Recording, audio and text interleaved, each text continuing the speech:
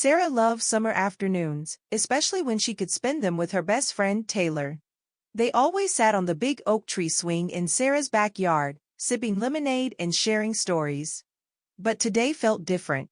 Sarah's mom had just finished watching the news, and the heavy words from the screen lingered in the air.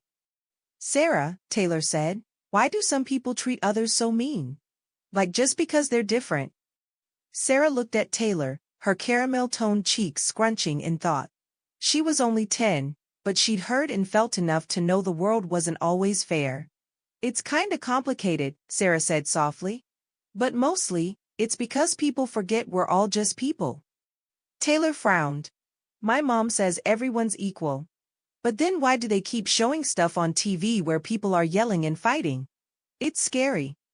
Sarah sighed, pushing the swing lightly with her toes. "My grandma says it's like a story that's been told for a long time. A bad story, though. One where people with skin like mine weren't treated right. And even though a lot has gotten better, some parts of the story are still stuck." Taylor said, "But that's not fair. You're my best friend. Why can't people just see that?" Sarah smiled a little.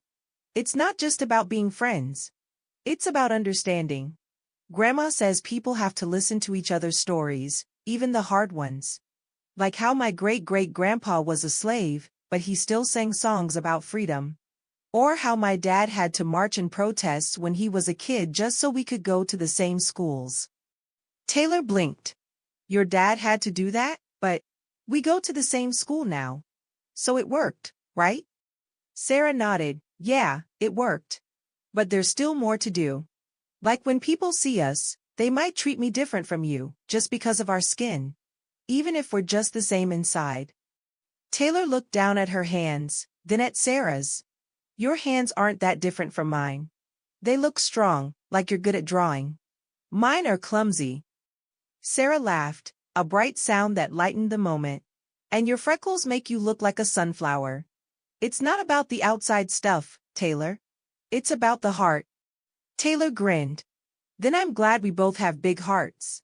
Sarah said, "If we keep talking and listening then we can help change the story." The girls shook hands and said deal.